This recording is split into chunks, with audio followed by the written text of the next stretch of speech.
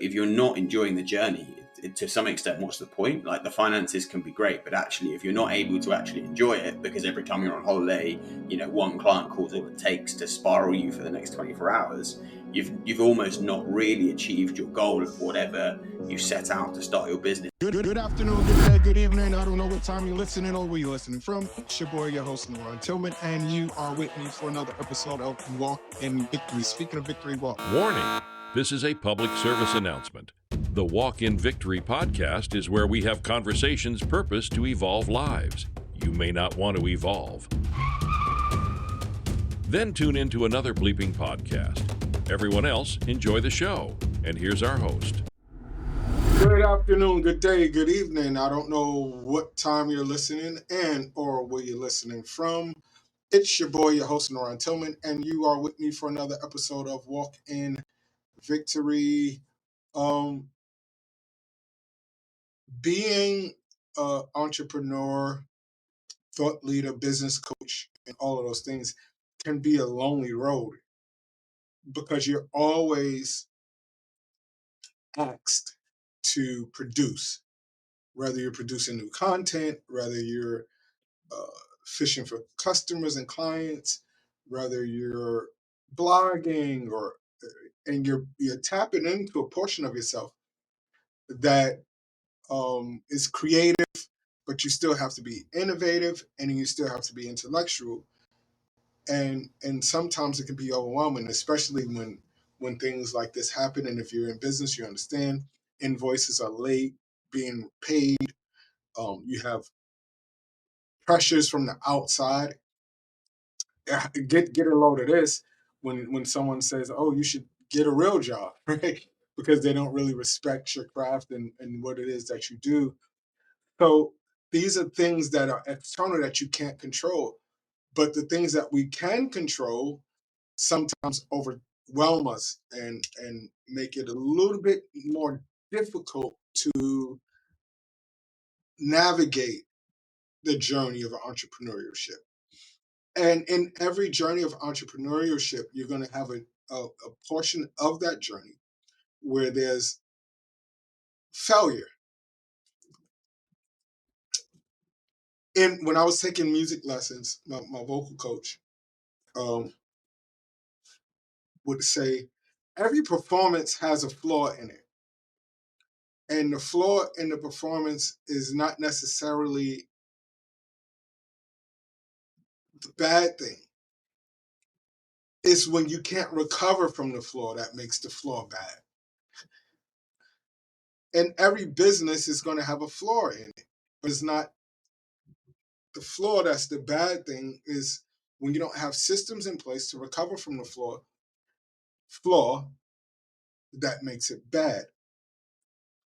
And when you have those seasons when you are challenged or faced with hectic situations or burdensome ideas, a major client calls during the middle of Christmas dinner and you have to call your wife is already complaining that you don't spend enough time with the family, and she doesn't understand that if I don't take this call, then I might not be able to pay the mortgage next month, and she's not going to be able to wrap her head around it because she's emotional, right? So now you seem as if you don't care about the family and then you care more about the business, but you understand the ramifications ahead of the road. And these are decisions that we have to make. Like when I was in construction, there was times when I would be late coming back for the dinner because we had to go, somebody's boiler broke down and we had to go see about it.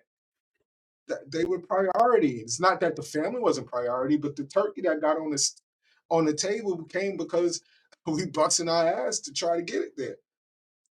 And it starts to chip away at the mental health.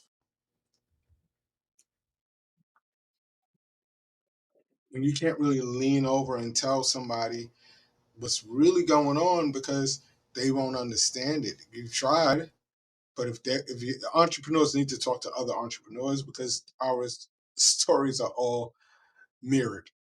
But when you have a bunch of friends that are not on that journey, they're going to say, "Hey, man, just go and get a job." But the entrepreneur, true business owner, is out of your spirit. And that's what leads to the depression, leads to the vices, leads to the isolation. And we're going to talk about entrepreneurship, overcoming isolation, overcoming all of these things that we just discussed that I've personally experienced with our next guest, Jaden. How are you, sir?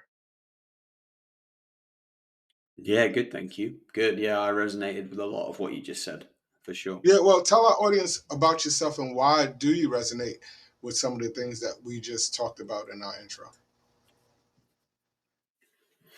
Yeah, cool. So, yeah, I'm in my late 20s, knocking on the door of 30. When I left university, I got a real job, as you say. I was doing that for about 7 years, and I wasn't super happy. I had a really good job; it was a good company. I was well looked after, but I knew I wanted more. Every time I'd go on holiday, I was sort of like I was trying to get to the next time off, not feeling refreshed. Like I was going back to work thinking, geez, 50 more years of this, shoot me. And yeah, so I took the plunge. I started an online retailer, and I did that for a year alongside my main business. That was brutal because it was a hell of a lot of work to get things set up. So I was having to do mornings before I'd go to work. Luckily, I worked from home a lot, so I could whatever, get up at 6 a.m., maybe do like 2.5 hours, then do my 9 to 5, and then as soon as I finished that, I could get back on working for the business. But yeah, it was very full on for a long time, and obviously, there was a bit of burnout that happened there, but the business grew very, very quickly, which was, probably beyond my wildest dreams, to be fair. And we sort of crossed that 7 figures in revenue mark just after the year point, and the business at the time. So it was in a format of e-commerce called high ticket dropshipping, which is where you don't hold stock of the items that you sell. The average order value is typically north of £1,000 or dollars. For us, it was average order value was about £5,000. And yeah, because we're not holding stock and because our cash flow is not tied up in inventory, obviously we had a lot of retained profits in the bank. So at that point, I was able to, with confidence, leave my 9 to 5 job and go full time on the business. And then shortly after, my wife actually left her full time corporate job as well and joined me on the business. And so we worked together on it for about another year. Continued to grow it on a similar trajectory, which was awesome. And then we took an excuse me, we took an exit. So we sold the business at a really healthy multiple, which was great. A couple of months ago now, so that was fantastic. We had like a mid 6 figure exit, which was, not long-term life-changing, but short-term life-changing for us. And in general, like starting the business has been massive life change for us. We've done things like we've just come back from 3 months living in Barcelona, just working and running the business from there, which is something we could never have done in our normal sort of like proper job careers. And now we're working on a new project, which is something we're far more passionate about and is purpose-driven as well. So it has been life-changing, but as you quite rightly said in that intro, it also came with a huge amount of mental health struggles and mindset challenges that I was completely unprepared for. And yeah, the highs have been high, but the lows have been tough and low as well. Well, you bring up a unique point that, first of all, congratulations being 20 years old, understanding that you are intrinsically an entrepreneur, but to be at that age and to work alongside your wife,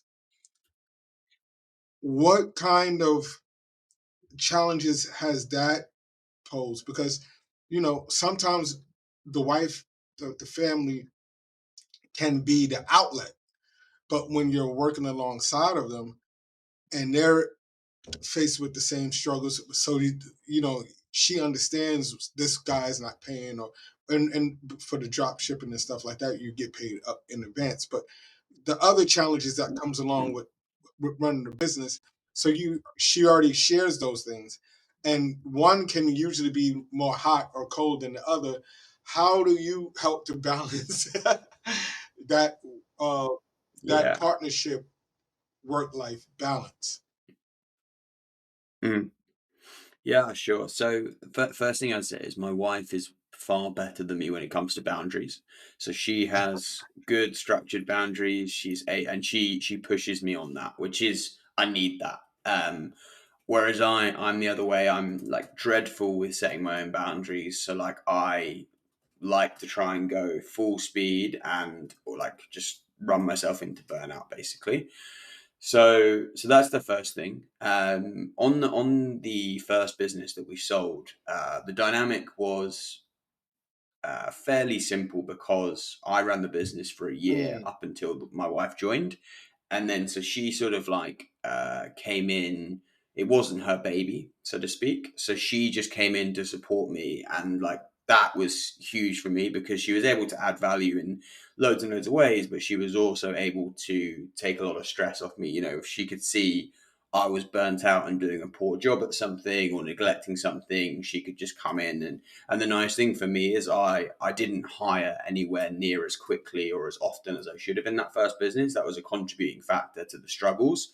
But the good thing is I had complete trust in the way my wife Danny was able to execute things, so I could hand stuff off to her with far more confidence than I would have, and also, to be honest, with poorer briefs, and just sort of like when I was in a bit of a hectic mindset, just go, for whatever reason, I just don't feel like I can deal with that, and she could pick it up and make it happen. So there was a lot of positives. Of course, there's struggles as well, because there's stresses in work, there's stresses in life, and so you're sharing all of those together. But I think for the most part, it's worked really well. You are right in that, like, there is a bleed into your personal life that you have to be really careful with. I'm a person that I'm often thinking and dreaming, and something will come into my head while we're at dinner or we're relaxing, right? And I'm excited, and she has to ground me and bring me back to, like, there is a time to discuss this, and like it's not now. So yeah, it's a work in progress, like anything, I think, but it's worked. It's certainly more positive than negative. your thing now, as you build a successful business, you sold the business, and most people don't understand that sometimes you want to build to have an exit, right? Because you've taken it as far as you could take it, and now someone else can come in and Mm. take it farther, and they're really paying you not for what the value is today, but the value that they see. So you're making more than if you held it and tried to take it to that next level. But when you think about the lows and the things that you had to go through in order to get to that level, what were some of the life lessons as you now start to share on podcasts and eventually go on to public speaking? What were some of the life lessons? If you can give us one or two life lessons that you've learned, and challenges that you faced and how you overcame them. What were they? Yeah. Yeah, for sure. So the first one sort of runs across everything to do with the sort of mindset and emotional mental health struggles that came with my business ownership journey. And that is essentially that when I got into this, i.e., when I took the leap and became an entrepreneur, set a business up, I thought a lot about what I would need to learn tactically to make that happen. Like, I knew I was going to need to upskill in, paid advertising, organic search, conversion rate optimization, etc., right? I knew there was a lot of work to do there. I also felt pretty confident. I felt if I found the right resources, I could upskill myself and make that successful. What I didn't think at all about was the fact that I wasn't mentally or emotionally ready to be a business owner. I didn't have the requisite resilience, and I didn't have the right emotional intelligence, knowledge of myself, my own triggers, my own fragilities, etc. And to be honest, like, if someone had said that to me when I was starting my business, I'd have been like, "Do you think I have time for that? I'm trying to sprint as hard as I can and get this business, and I'm working like, whatever, 40, 50 hours a week in my 9 to 5 job. Then I'm working another probably 40 hours a week. Like, I don't have time for, you know, anything mental, right? I'm just trying to go, go, go." And then obviously, first thing is I ran myself down a path of burnout, of course. But then the second thing is I started having irrational reactions to things in business, i.e., like, high ticket drop shipping is a high customer service business model. So, you're selling things for let's call it our average order value, right? £5,000. That's a big purchase for almost anyone. Therefore, and often it's an emotional purchase as well. They're trying to buy an end state that they're emotional about and they're emotionally connected to. So when things go wrong, even if it's not your fault, it's a partner of the business, or it can be anything. Indeed, it can be the client. The client's expectations were different. Whatever it is, the accountability sits entirely on your shoulders, and that is something that I found incredibly difficult. And I didn't just find it difficult. I don't think anyone likes an unhappy customer or client. It's difficult for everyone. But I found that it sparked a real fight or flight response from my adrenaline system more than others. I'd never been in a customer facing role before, so I've never had that. And I would find, like, because I was so connected to the business, because it was my like baby, so to speak, if someone, let's just say it was just a case of a delivery was one day late, right? And someone's calling me up saying, "Oh, I was gonna, put this all together and set it up ready for like this party I'm having at the weekend. This is throwing me back, like whatever it is. I took the day off." That would hit me really hard, and it would feel like, even if it wasn't directly my fault, and sometimes it was, right? I make mistakes in business like we all do, but sometimes it wasn't my fault. But ultimately, I was the guy who was accountable and behind the business, so I felt like I'd let that customer down. And then a lot of things I would do in my personal life, like people pleasing and feeling anxious and worried about upsetting people, letting people down, etc., really bled and translated into my business ownership. And so when that interaction happened, that would trigger like an adrenal, bodily, biological response that was disproportionate to what had actually happened. Like, what had happened is something that was entirely addressable. It happens in business and it's going to happen, right? And for a lot of people, it would have been short, sharp. Okay, fine, I've got to deal with that, whatever, done. For me, my like adrenaline, my stress was elevated, and that stayed with me. And then when the business grew and we had more and more going on, obviously those triggers became more and more common, and therefore my state of like high anxiety, high adrenaline became more and more common. And therefore, as you can imagine, like that bleeds into your own physical health and then your mental health and the state of burnout. So I had to do a lot of work on myself to understand, how I'm wired, because we all have our own things. And for other people, it'll be other stuff, right? It might be financial anxiety, it might be imposter syndrome, it might be, like not believing they're good enough, whatever it is, right? We all have these pre-wirings that have been given to us for whatever reason or experience that we've had in life. But I had no in acknowledgement, emotional intelligence, and understanding of my own, and what triggers me and why I react the way I do. And therefore, it all hit me like a bus at once, and I didn't have any tools to deal with it. And so I had to kind of like play catch up a little bit on the mental resilience and emotional intelligence it took to be a good business owner and also a happy business owner as well.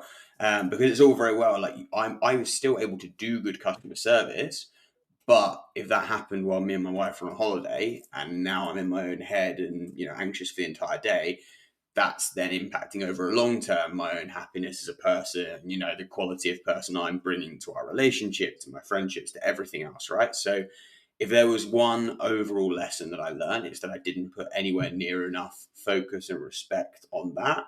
And I was able to become a high functioning and successful business owner, but I wasn't necessarily able to become a person that enjoyed the journey alongside the financial achievements. Is that one of the reasons why you decided to involve your wife, because she was someone that can help you through that process?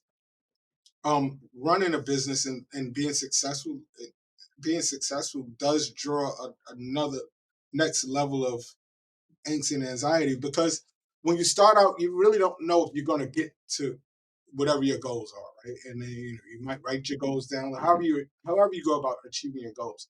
Then you reach the goal. Now it's like, now what? And then you're looking behind you like, I don't want to go back there again. Right. So you have two levels of anxiety. One is the past, and the next one is the future, because no one prepares us for what happened when we reach that level of success. In sports, they call it the drop off. Usually the team won a championship, and the next year is hard to repeat because it's hard to feed a fat cat. The hungry cat comes to looking for that food. The fat cat gets a little lazy. But for you, in terms of being able to identify one, that this is really, really stressing me out. And most people think that the stress comes from not obtaining the goal, but obtaining the goal and having the high standard is a little bit more stressful than not obtaining the goal and just living in abject failure.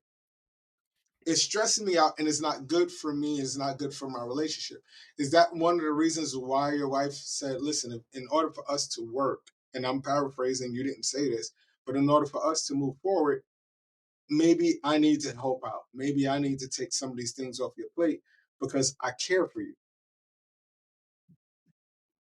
Yeah, definitely. And that happened frequently where, something would happen and it would really, and this was the other thing, right? My wife used to use this analogy. She would say, you're starting from like 9 out of 10. Like she used to say, like, you haven't had a reset in however long, year and a half, 2 years. And therefore, when these things happen, it feels like everything's on top of you. But it's actually not. It's a single isolated issue.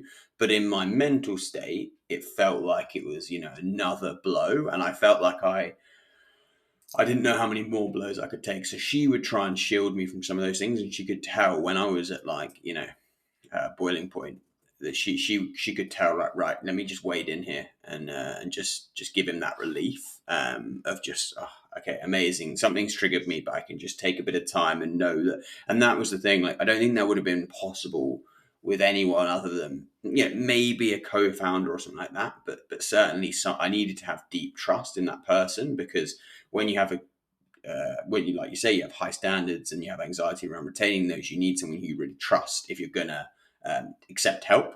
And so that worked really well in that sense. And she was able to take a lot away from me. The issue that we found is that she could ease the pain and the stress, so to speak, and she understood the ins and outs of the business. She could talk me around.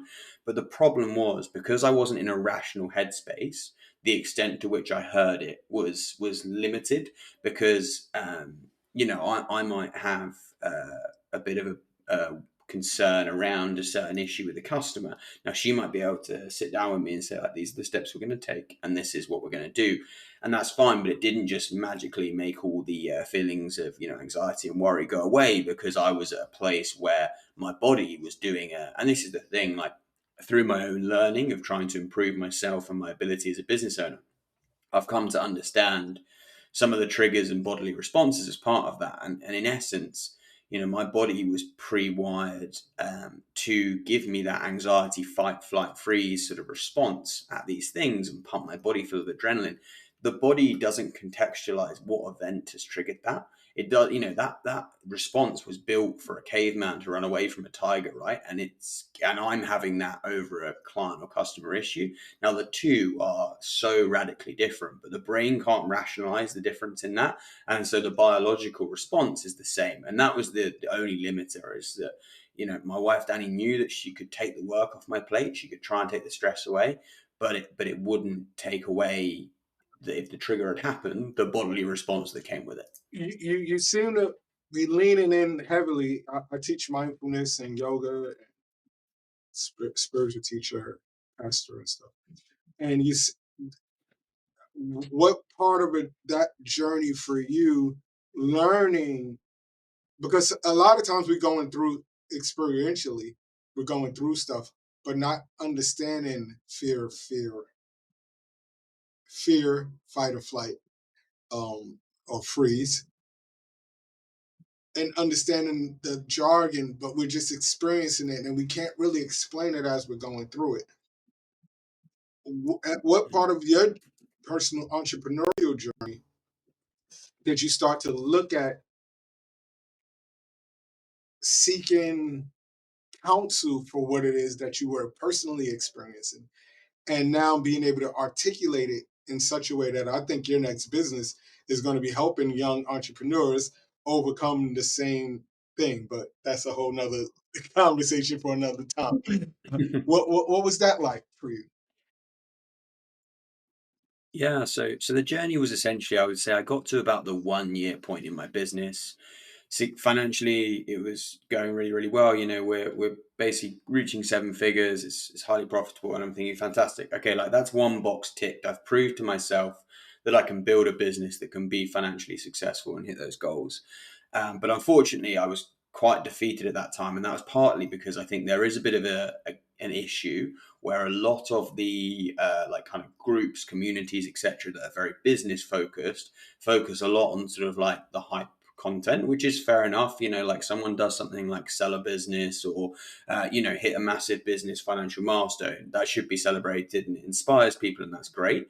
But I think what's rarely talked about is the other side of things, and therefore it led me, certainly anyway, to feel a little bit like I wasn't cut out for it and wasn't able to hack it.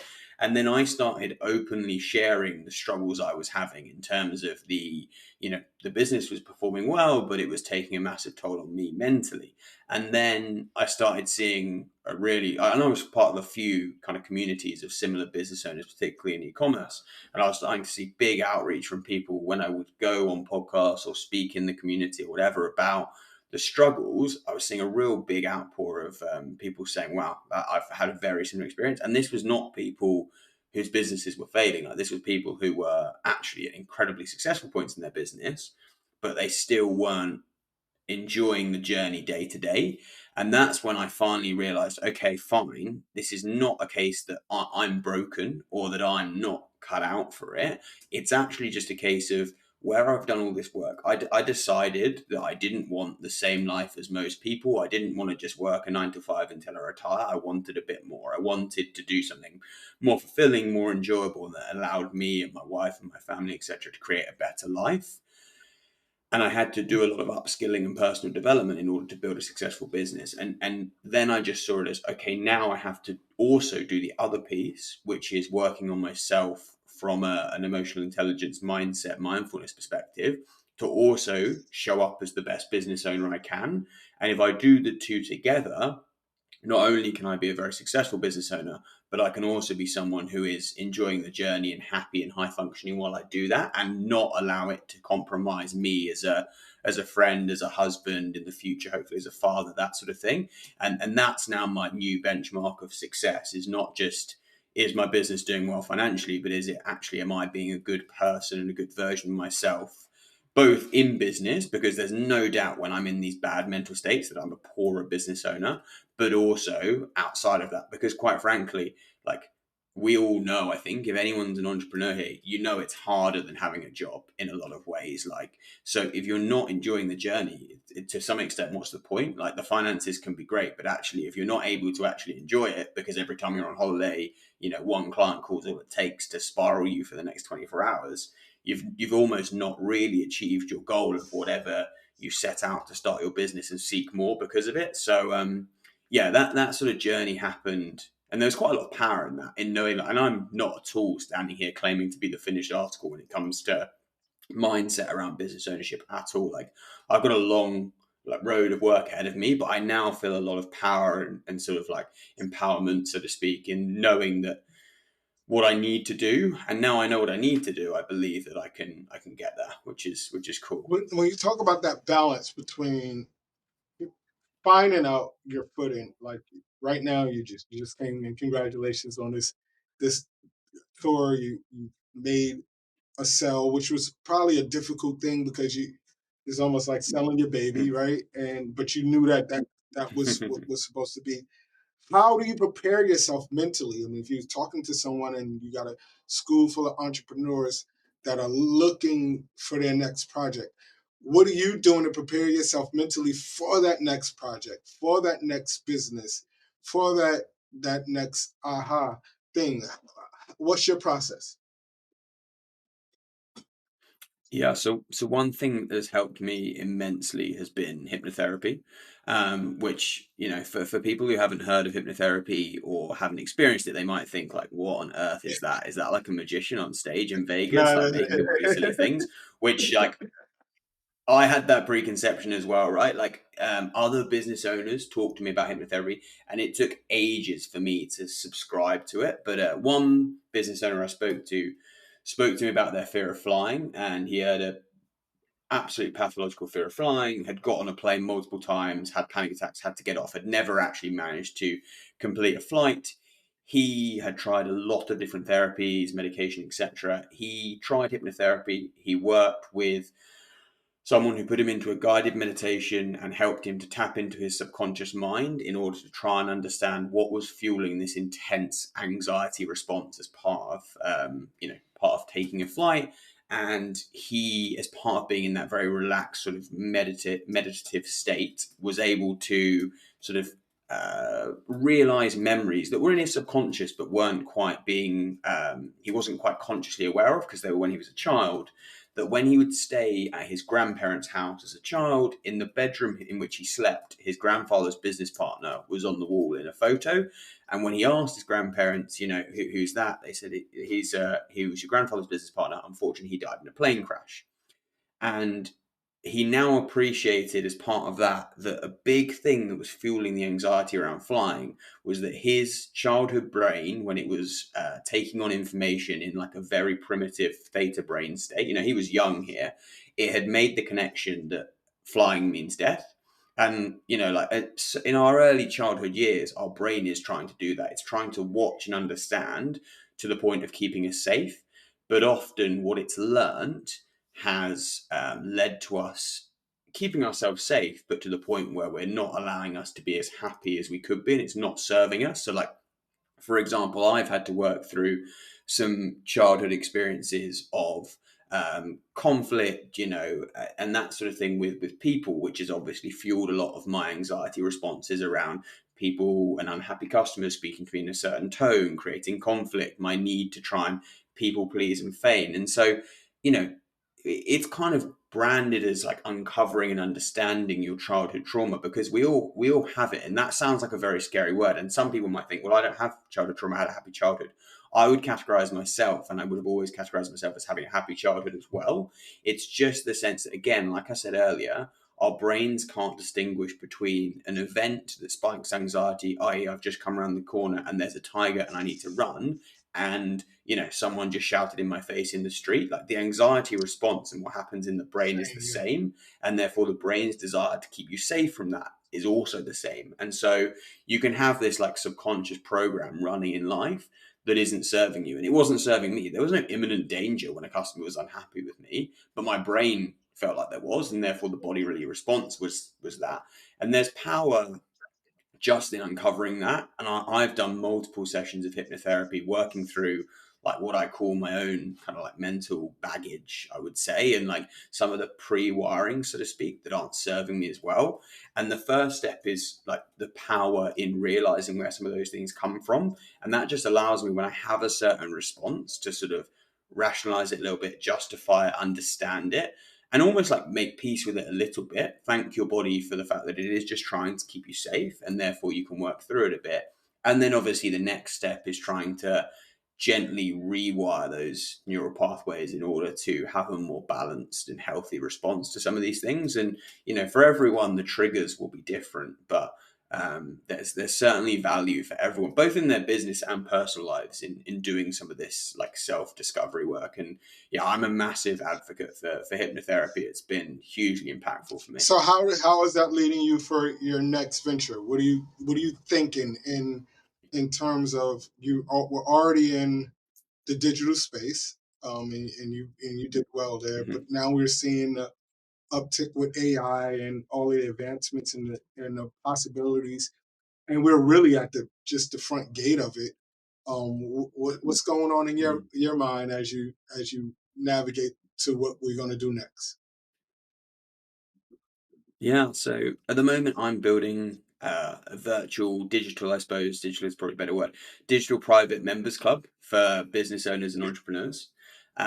Because I think, like we've said, I think there's a chronic problem of unhappiness, and like, I suppose, or maybe I'd call it unfulfilled happiness rather than unhappiness. Like, I wasn't unhappy as a business owner. There were so many things that were so much better than when I had a job, but the lows were definitely lower, right? And they were limiting me in how much I could enjoy the experience. So I do think there is a lot of resources out there helping business owners to build a business, make it more successful, make more money. I don't believe there is anywhere near as many people helping them when they've done the hard work or are doing the hard work to make it financially successful, actually enjoy the journey at the same time.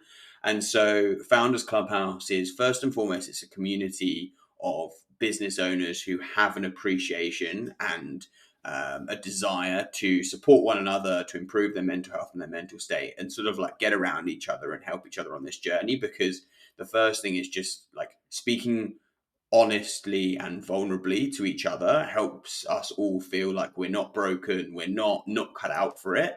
We just are all on this same journey and we're all moving towards a better, happier version of ourselves. So that's the first thing. Then we are also going to help our members with common sort of like mindset and mindfulness challenges that come as part of the stress of the business owner journey. So we're doing some product innovation around things like sleep supplements, cortisol management, that sort of thing. And then finally, there is the tactical piece as well, which is, helping our members to grow a bigger and better and more successful business, because there is no doubt that is still important when coupled with the mindset. And that looks like things like small masterclasses and micro courses, some of the things that I've used that have been most impactful in growing my last business, and then also taught by some of the experts that helped me to have that sort of like rapid growth in my first business.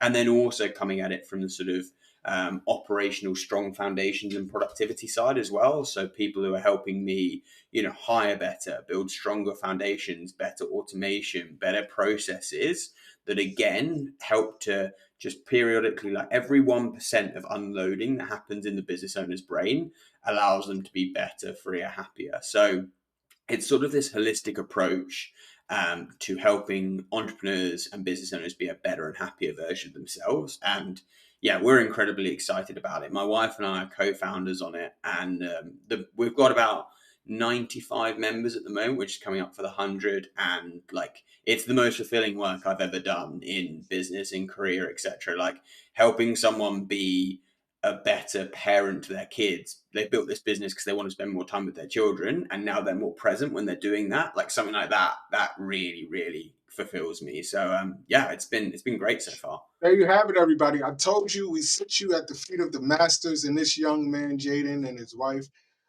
has truly proven to us that their story is worth sharing and resonating. My last question for you, Jaden: what books have influenced you, encouraged you? It could be fiction, nonfiction. If you're sitting around a bunch of people and you say, "Hey, man, I would say these books are the books," what would they be? Oh, that's a good question. I like Traction. I can't remember the author off the top of my head, but if you search Traction, it's very good for setting a vision for your business and doing business planning. I find it a good way to chunk up my goals and make them achievable. So that's definitely a favorite one of mine. I'm trying to think if there's anything. It's not a book, but it's a resource. There's a chap called Elliot Rowe who runs Primed Mind. And he is a very successful hypnotherapist to some of the best poker players in the world, where for poker players, like your mindset and being able to maintain your emotions for a long period of time are so directly linked to your success. And therefore he is a top hypnotherapist who is paid tens of thousands of dollars for his sessions, but some of his content is excellent. And so if you are a doubter or unsure about hypnotherapy and think it sounds a bit woo-woo, he is a very good person to show you the link between hypnotherapy and a better version of yourself and a happier version of yourself. There you have it. Listen, we don't ask you for cash apps, Venmos, or anything like that, but what we do ask is that you hit like and subscribe. Your subscriptions, your likes allow us to get these conversations in front of the right people. We have seen an uptick in our listenership, and it's because of you. So I want to say thank you. We have to always pay a debt of gratitude. But I do know that we can do better. Listen, we don't want to walk with our heads down. We don't want to walk building a business that's financially successful and still suffering with depression and anxiety and things that overwhelm us and eventually break up our family structures and dynamics. We walk in victory. Jaden now is a part of the Walk in Victory family.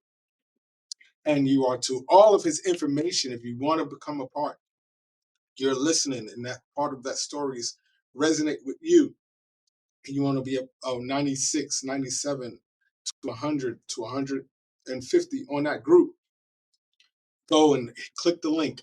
His name is going to be hyperlinked. I used to leave the links right under the titles, but I'm going to put it in his name right next to the foundation so that you know exactly who you're going towards. It's going to lead you to a landing page. On the landing page, all of their social links and everything are going to be there, and you need to be a part of that community. Get that clarity call, get that membership, and let's go and let's join each other on this walk, this victory walk. Enjoy the rest of your day. Peace. Cheers.